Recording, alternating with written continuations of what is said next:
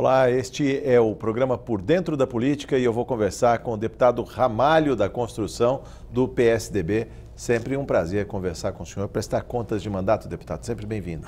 O prazer é todo meu e quero agradecer, Jorge, por essa oportunidade de estarmos aí mostrando para a sociedade o que nós estamos fazendo no dia a dia. Deputado, vamos falar sobre acidentes no trabalho. O que vem à mente do trabalhador brasileiro, num momento de tantas notícias ruins, saber que as estatísticas mostram que os acidentes estão aí, invalidando, matando trabalhadores. Eu queria que o senhor falasse um pouco dessa reflexão que fica no dia de hoje. Olha, eu sempre tive como prioridade o acidente do trabalho, porque aí está não somente a vida, mas também as pessoas que ficam com sequela. E o grande prejuízo que causa para o Estado.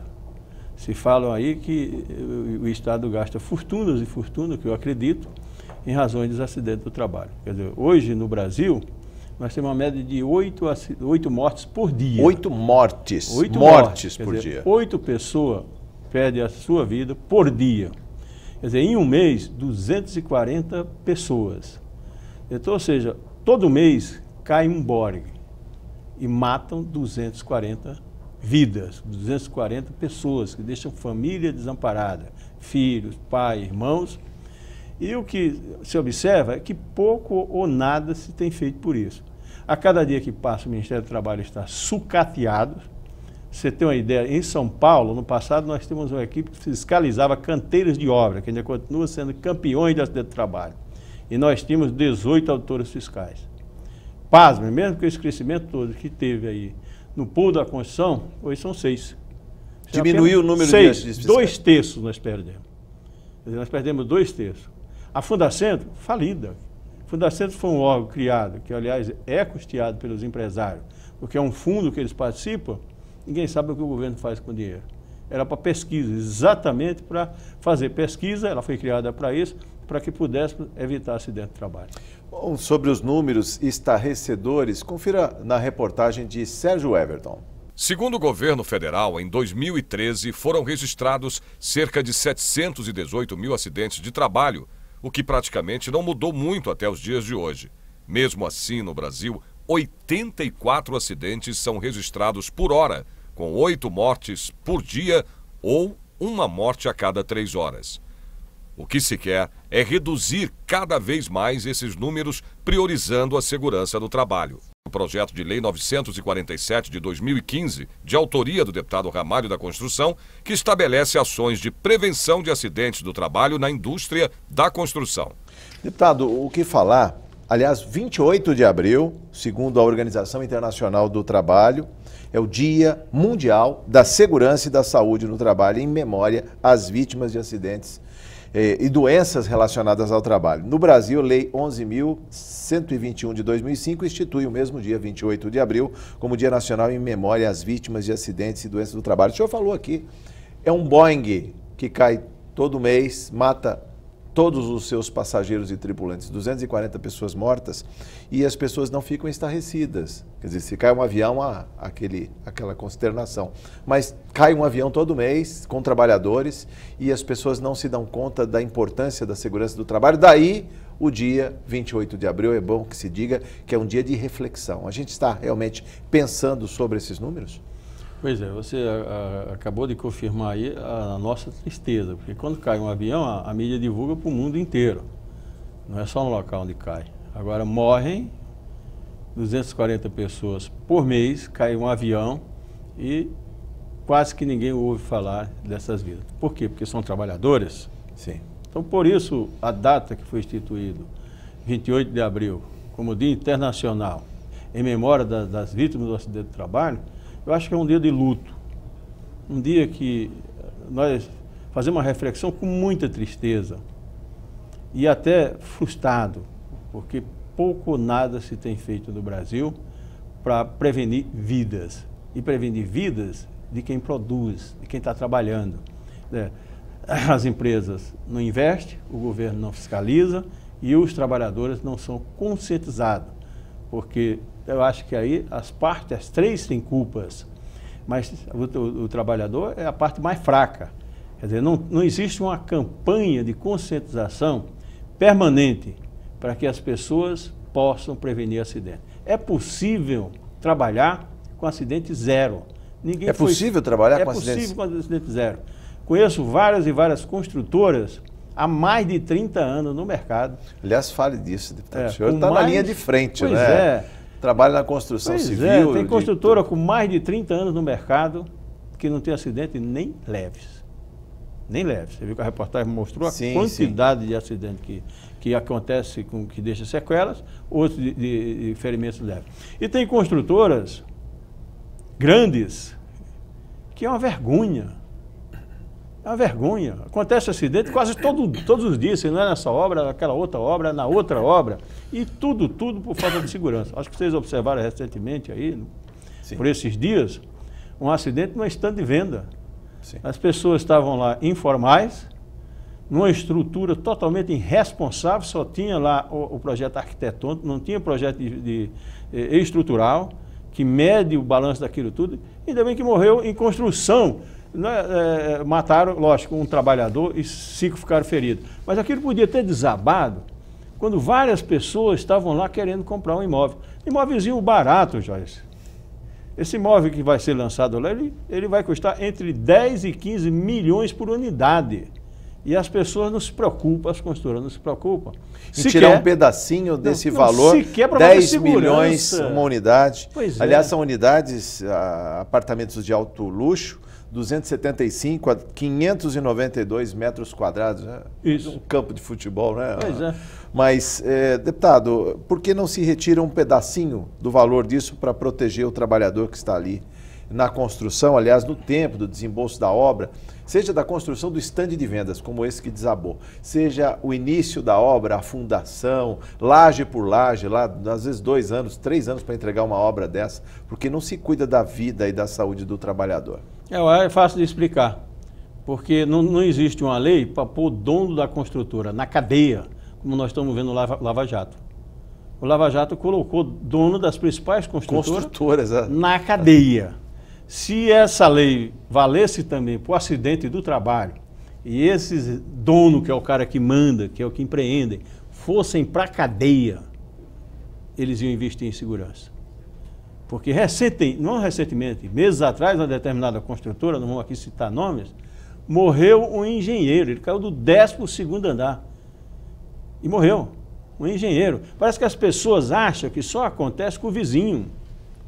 Só acontece com o trabalhador. É lógico que o trabalhador é o mais exposto, mas obras sem segurança podem matar na rua. Eu acho que você lembra que anos atrás caiu um madeirito e matou uma arquiteta que passava numa calçada na Avenida Paulista, no principal centro comercial de São Paulo, para não dizer do Brasil. Uma obra ali, desce uma madeirita e mata uma arquiteta jovem que tinha tudo pela frente por total irresponsabilidade das construtoras. O que mudou nos últimos, aliás, podemos falar nos últimos 30 anos, o senhor que milita no Sindicato dos Trabalhadores da Construção Civil, como era tocar uma obra no passado e hoje? Quais são as cautelas que se tem hoje que não se tinha no passado? Não, nós também não podemos negar que melhoraram muito, avançamos muito. Eu estou na construção civil desde 1968, você não era nascido. Não, sou de 64. Então tinha 4 anos. Eu em 68 vim para São Paulo e já estava trabalhando no canteiro de obra na mesma empresa que sou empregado até hoje. Muito embora eu receba da Previdência agora em maio, que eu completo 67 anos, há 11 anos que eu recebo da Previdência. Em 77, ainda no regime militar, se criaram a NR18. NR18, as normas... A norma regulamentadora do setor da construção. E tinha lá 100 e poucos itens, não servia para nada. Os milicos criaram aquilo para fazer um enxuga-gelo ali, né? Passaram tudo aquilo, a gente observava que a norma não servia para nada, os acidentes continuavam acontecendo, morrendo, às vezes nem eram registrados. E nós começamos uma luta, eu praticamente comecei em 90, fizemos uma grande greve em São Paulo por motivos econômicos em 94 e emendamos a greve também pedindo segurança do trabalho. Isso foi bom, porque em 1995 nós fizemos a nova NR18, que saiu de 115 itens para 776 itens. E criamos ali um comitê tripartite que tem 1/3 de trabalhadores, 1/3 de governo e 1/3 de empresários. E essa norma hoje já está próxima dos 1.500 itens. Agora, não basta só ter leis. Eu acho que a norma nossa deve ser a melhor do mundo.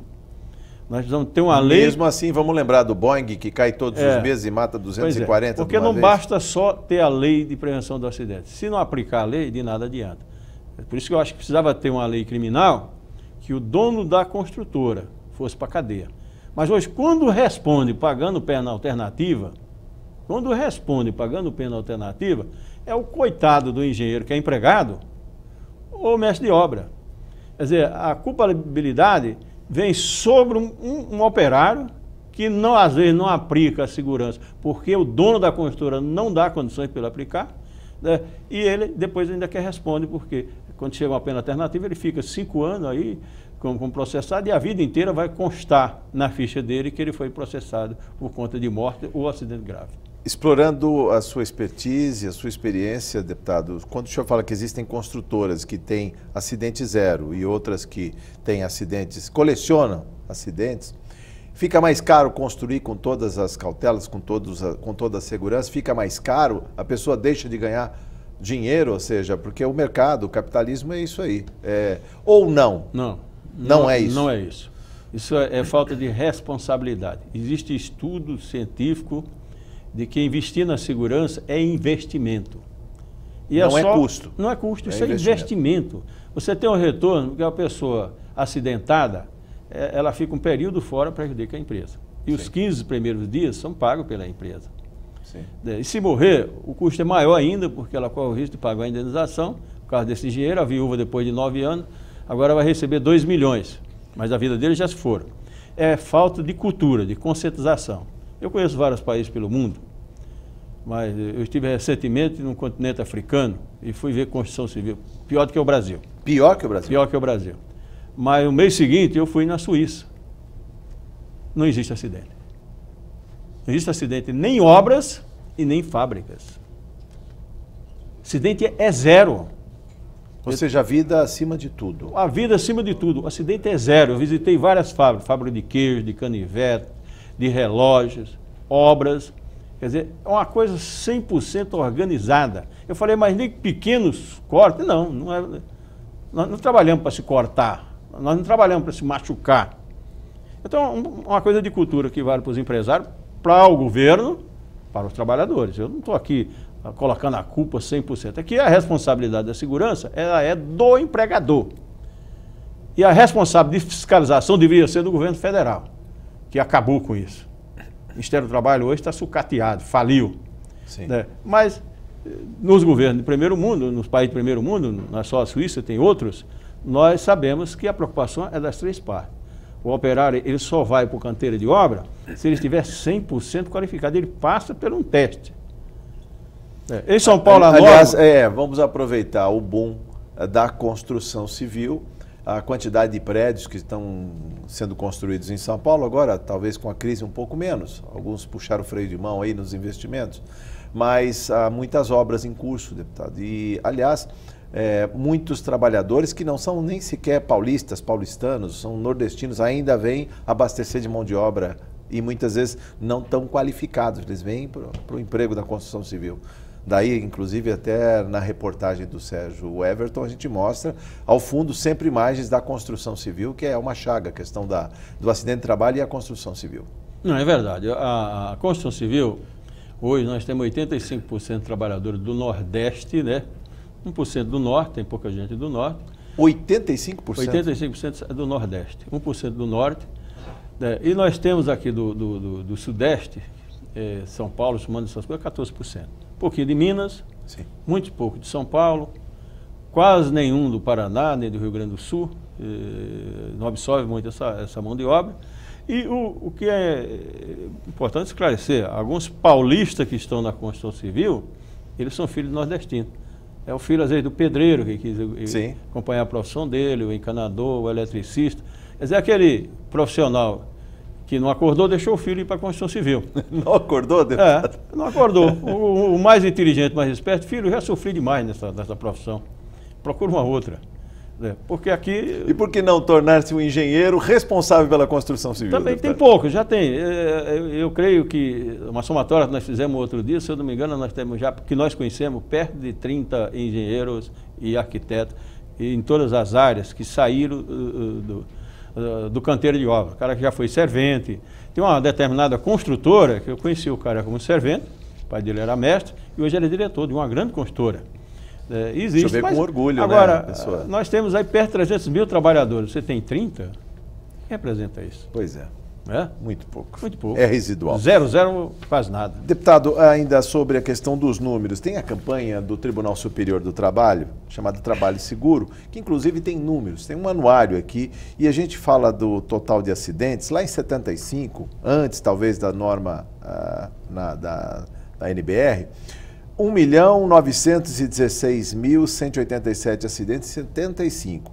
Em 2014, 559 mil. Esse é um número alvissareiro, quer dizer, continuam morrendo aos milhares, aliás, dos acidentes, os acidentes típicos, os acidentes de trajeto, deputado. Esses têm crescido, hein? Sim. Aliás, 44.307 lá em 75, 115 mil acidentes de trajeto, ou seja, da casa para o trabalho e do trabalho para casa. É isso, deputado? Essa é uma outra coisa que tem ocorrido muito embora eu não quero ser injusto. Os acidentes de trajeto, muitos deles não é uma responsabilidade da empresa. Alguns são, que é a empresa que transporta, é o trabalhador cansado e às vezes se distrai, sofre acidente de trânsito. Uns outros, eu quero ser justo, infelizmente é a falta de responsabilidade. O cara vai para o boteco, ele vai fora de hora, ele provoca e às vezes são registrados como acidente de trajeto. Essa coisa até precisa ser um pouco mais disciplinados. Quanto ao número que você observou em 77, precisa ver qual era a nossa população em 77. Muito menor do que hoje, era né? Muito menor. Muito menor. Nós temos um exemplo na construção civil. Em 1998, só a cidade de São Paulo teve 198 mortes, né? E felizmente não era para morrer nada, mas o ano passado nós tivemos, se não me engano, 7. Isso é uma razoável redução. Agora, não é para morrer ninguém e nem se acidentar. Sim. Nós não podemos continuar concordando que o acidente ele vai acontecer por acaso ou porque é um castigo de Deus. Deus não castiga ninguém. Os acidentes acontecem por total irresponsabilidade de alguém. Acho que 70% é do empregador, uns 20% é do governo que não fiscaliza, 10% são dos trabalhadores. Números ainda da campanha do programa Trabalho Seguro sobre outra chaga que afeta diretamente a Previdência Social. 2014, 251.594 trabalhadores com invalidez temporária, mais de 15 dias. 13.833 com invalidez permanente, 2.783 mortes, ou seja, somando invalidez permanente e morte, 16.616. São 46 trabalhadores excluídos do mercado todos os dias, deputado. Isso é um absurdo que nos deixa muito tristes. Não só os que morrem, mas os que ficam com sequela. Com invalidez permanente. Com invalidez permanente. Você imagina que o cara era perfeito, ele era um carpinteiro, que usa uma mão para segurar o prego e a outra para fazer o martelo. Aí aquela serra circular que tem acontecido muito, corta o braço do cara, corta a mão do camarada. A gente até viu nas imagens aqui ao fundo no telão, inclusive a o trabalhador está, né, sem a luva. Pois é. Mas mesmo que com a luva na serra ele corta, porque eu acho que precisava ter equipamentos também mais seguros, com sensores humanos. Você encosta ali, ela parar automaticamente. Mas esse cara ele fica com um problema psicológico tão grande, e não tem nenhum tratamento psicológico para acompanhar. Tanto é que eu tenho um programa que estou trabalhando para a gente pegar os acidentados e agora nessa coisa da inclusão do deficiente, trabalhar muito com aquele que foi acidentado.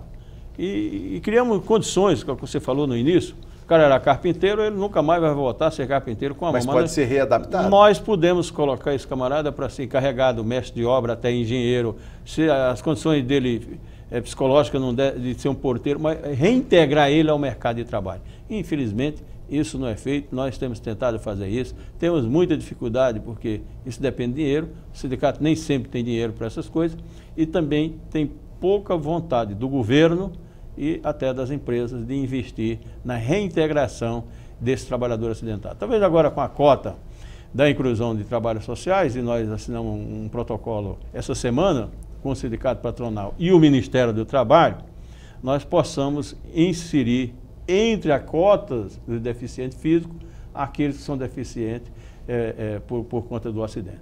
Deputado, o senhor falou que a fiscalização deve ser do governo, Ministério do Trabalho, e a obrigação é do empregador.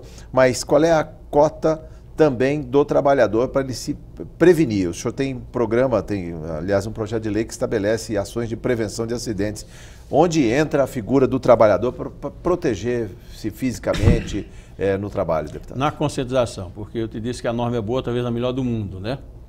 Então, boa se aplicada na sua plenitude. Se aplicada na sua plenitude. Se aplicar essa norma na sua plenitude, exemplo da construção, que é a norma que eu conheço mais. A NR 18 diz que as primeiras 8 horas antes de começar o trabalho, ou seja, pelo menos um dia inteiro, ele precisa assistir treinamento. Assistir treinamento. Ele precisa ouvir o treinamento. Um engenheiro de segurança mostrando os gráficos de risco, qual é o grau de risco. O que acontece se ele colocar a mão na serra? O que acontece se ele usar mal uma instalação elétrica e morrer eletrocutado? O que acontece se tiver um vão livre e ele escapar e cai? O que vai acontecer com ele se tiver um buraco e ele tropeçar? Enfim, tudo isso é a obrigação da empresa fazer um documento, sim, o PCMSO e o PCMAT, e guardar ali para que o Ministério do Trabalho possa fiscalizar. O que acontece? Eles fazem o documento. Papel. Vira papel só. Vira papel. O trabalhador sequer destinado, ele entra no dia já trabalhando. Mas o trabalhador também não ganha, e o empregador também, quando ele estimula o aprendizado, o treinamento, a ginástica laboral, para ele despertar para o trabalho, para não se envolver em acidente? Sim, sim. Não, sem dúvida. Nós já temos alguns lugares, eu te falei, não vamos falar o nome do construtor, até porque vai criar muita ciumeira, mas onde as construtoras, o acidente é zero, eles têm 15 minutos de ginástica laboral. E eles têm, não é só às 8 horas, eles têm toda semana, eles têm meia hora durante a semana para falar de acidente do trabalho, dos riscos e das doenças ocupacionais, a chamada LE, que é lesão por esforço repetitivo. Então, esse beabá, ele tem que ser tanto quanto é para você dirigir um carro ou pilotar um avião. O saudoso Rolim, ele às vezes brincava, ele falava que quem tem que ter muitas horas de voo é o piloto, e não o avião. Não é? Então, essa coisa da segurança é importante colocar na cabeça do cidadão muitas horas de treinamento. E treinamento, às vezes, emocionais.